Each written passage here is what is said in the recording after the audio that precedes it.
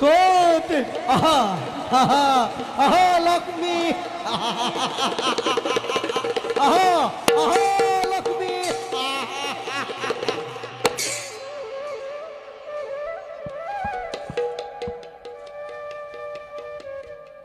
এতিয়া কেনে লাগিছে লক্ষ্মী? এতিয়া কেনে লাগিছে? জগতৰ মাতা হৈ তুমি যে ঘৃণনীয় কাৰ্যত লিপ্ত হলা, এতিয়া তাৰ পৰিণাম ভোগ কৰিবলৈ তুমি সাজু হোৱা। আমাৰ সৃষ্টি ধ্বংস কৰিবলৈ গৈ তুমি ভীষণ দৈত্য সৃজন কৰি এতিয়া সেই দৈত্যৰ পৰা হাত সাৰিবলৈ সৌ সাগৰৰ বুকুত ডুব যাব লাগিব। প্ৰভু নাই, ৰক্ষা কৰক।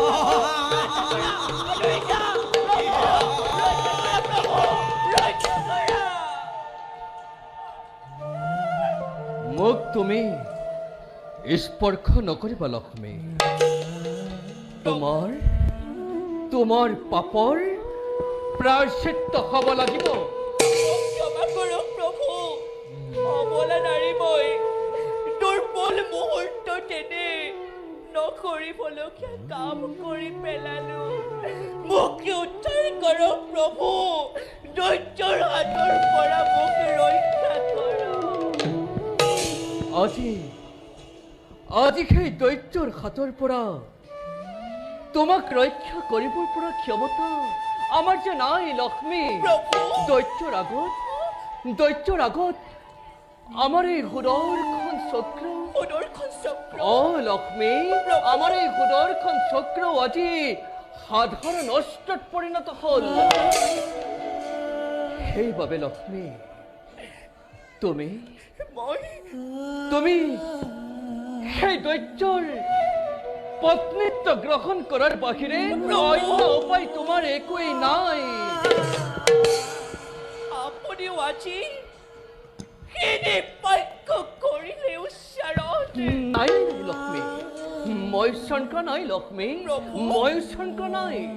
হয় দৈত্যই আজি সমগ্ৰ পৃথিৱীৰ আগতে চিঞৰি চিঞৰি কৈ গৈছে বুলি প্ৰভু যে লক্ষ্মী, মই কি প্ৰভু, যে লক্ষ্মী কি প্ৰভু একমাত্ৰ তাৰ পত্নী। মিছা কথা জগতবাসী, মিছা কথা প্ৰভু, মিছা কথা। সেইবাবে লক্ষ্মী প্ৰভু আজিৰ পৰা তুমি লক্ষ্মী, মই কি প্ৰভু, আজিৰ পৰা তুমি সেই বৈকুণ্ঠপুৰী শুৱনি কৰিব নোৱাৰিবা।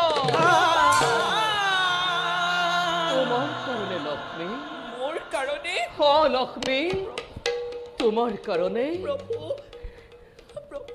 তোমাৰ কাৰণে, মোৰ কাৰণে তোমাৰ কাৰণে এই বৈকুণ্ঠপুৰী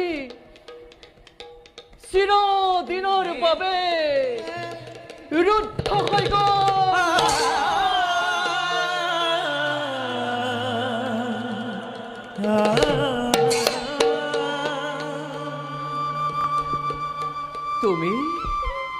তুমি লক্ষ্মী চৰিত্ৰহীনা। ক্ষমা কৰক প্ৰভু, মোক ক্ষমা কৰক। ক্ষমা কৰাৰ প্ৰশ্নই নাহে লক্ষ্মী, ক্ষমা কৰাৰ প্ৰশ্নই নাহে। কাৰণ তুমি সেই দৈত্যৰ পত্নী। নহয় প্ৰভু, মিছা কথা। সেই হেতু লক্ষ্মী প্ৰভু আজি সন্তে মই তোমাক আপুনি লক্ষ্মী, আপুনি কি প্ৰভু, আজি সন্তে প্ৰভু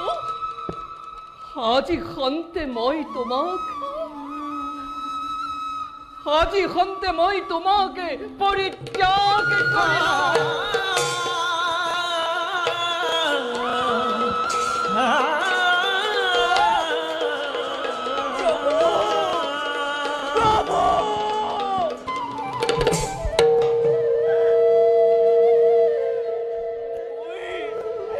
মোৰ এতিয়া কি অৱস্থা হ'ব প্ৰভু? শুনা লক্ষ্মী, স্বৰ্গ, মৰ্ত্য, পাতাল এই তিনি লোকতে লুকাই থাকি তুমি সেই দৈত্যৰ পৰা হাত সাৰিব নোৱাৰিবা। যিহেতু তুমি তাক অমৰত্ব বৰ্দি সৃজন কৰিছা। সেইবাবে লক্ষ্মী, তুমি তোমাৰ সতীত্ব ৰক্ষাৰ ক্ষেত্ৰত মহাসাগৰৰ বুকুত ডুব যাব লাগিব। আপুনি কি বিধান দিছে প্ৰভু? মোক পৰিত্যাগ নকৰিব প্ৰভু, মোক পৰিত্যাগ নকৰিব। গৰ্বিত নাৰীৰ উপযুক্ত শাস্তি হৈছে। এতিয়া যদি তুমি তোমাৰ সতীত্ব ৰক্ষা কৰিব বিচাৰো আৰু এই জগতবাসীৰ আগত যদি সদায় মাতৃ হিচাপে জীয়াই থাকিব বিচাৰো তেন্তে তুমি তোমাৰ বিলুপ্তি সাধন কৰিব লাগিব লক্ষ্মী।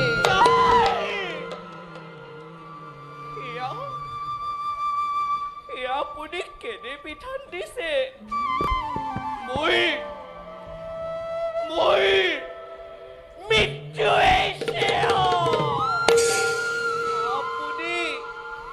আপুনি আপোনাৰ সুদৰ্শনেৰে মোৰ মুণ্ড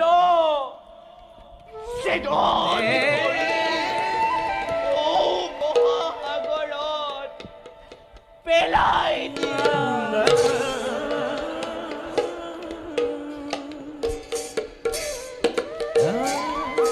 লক্ষ্মী, আৰু পলম নকৰিবা লক্ষ্মী, আৰু পলম নকৰিবা, নহলে আৰু ভয়ংকৰ বিপদৰ সন্মুখীন হ'ব লাগিব।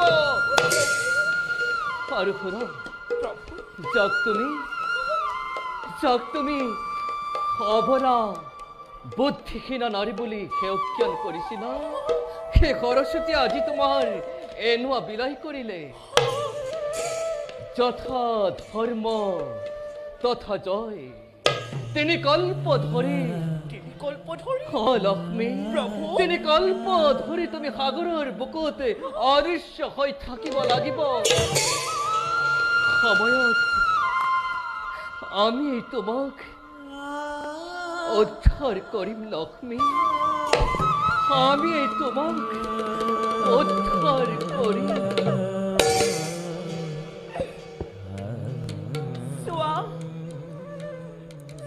জগৎ পাখি লক্ষ্মীয়েদি প্ৰভু বিষ্ণুৰ সহিতে সেই বৈকুণ্ঠপুৰী শুৱনি কৰি আছিল। সেই লক্ষ্মী আজি সামান্য এটি ফুলৰ বাবে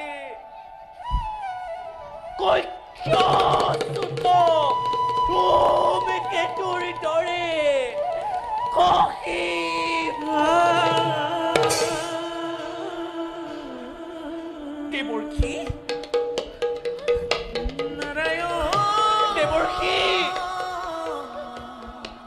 দেৱৰ্ষী তুমি যি তোমাৰ কুমন্ত্ৰণা প্ৰয়োগ কৰি মোক এই জগতৰ অনাদৰৰ পাত্ৰী কৰি বৈকুণ্ঠৰ দ্বাৰ চিৰকাললৈ ৰুদ্ধ কৰালা। তোমাকো দিছো আজি মই মহা অভিশাপ। মোৰ দৰে তুমিও এদিন বৈকুণ্ঠৰ পৰা খহি পৰিবা। লক্ষ্মী,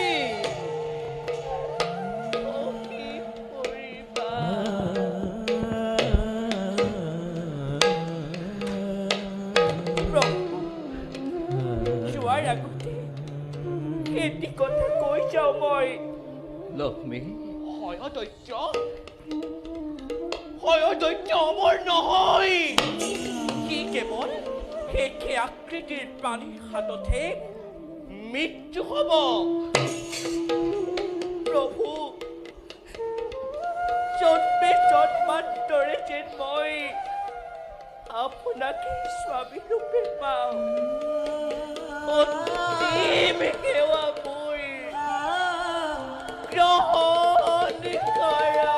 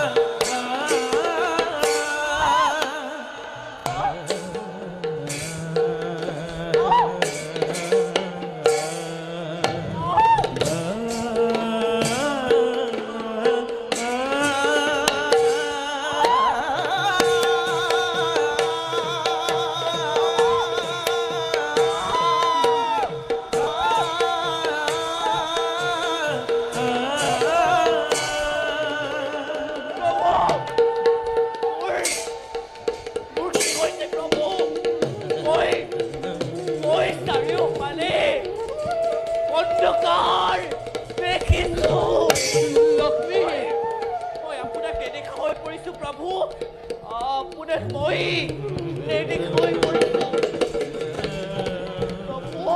লক্ষ্মী তোমাক তোমাক সমস্ত পাপে আগুৰি ধৰিছে লক্ষ্মী তোমাক সমস্ত পাপে আগুৰি ধৰিছে তুমি তুমি পলম নকৰিবা লক্ষ্মী তুমি সাগৰৰ ফালে মূৰ কৰি দৌৰ মাৰা লক্ষ্মী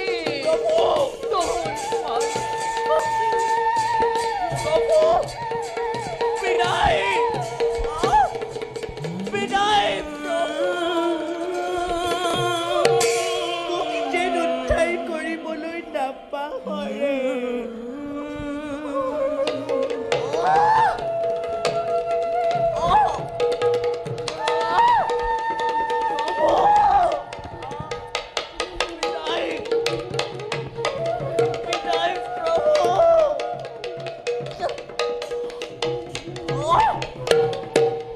দেখা দেখা সৰ্বজন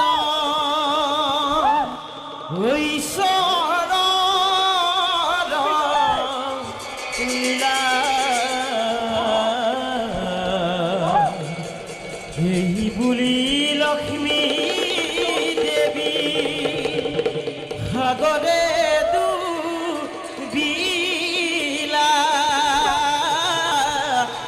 এই বুলি লক্ষ্মী দেৱী সাগৰে ডুবিলা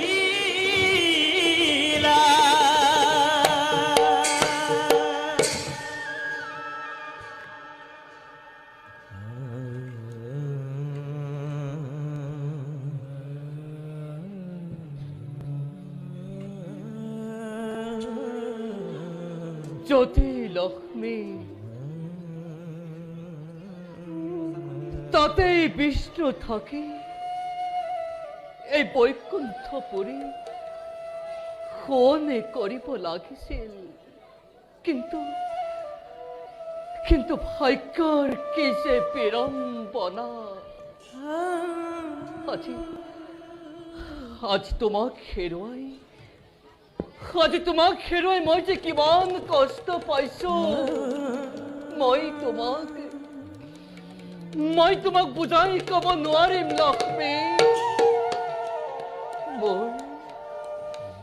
মোৰ হিয়া ফাকি চোৰ মাৰ হৈ গ'ল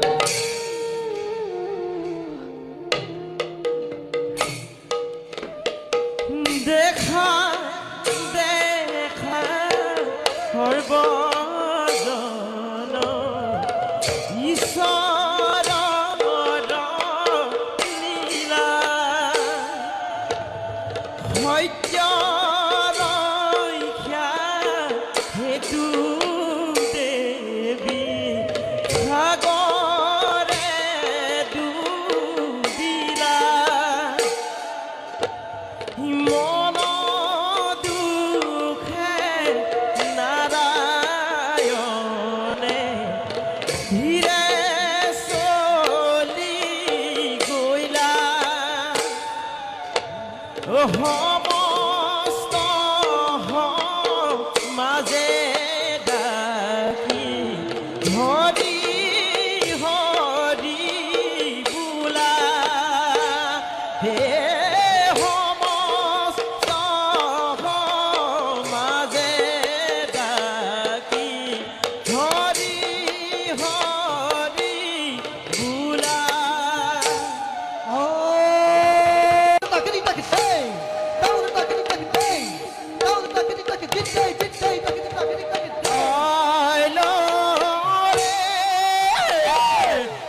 ঘৰৰা নয়াৰে পদ ভৰে বসুমতী কবে ঘনে ঘন ৰয়াৰে দেশৰে ৰূপ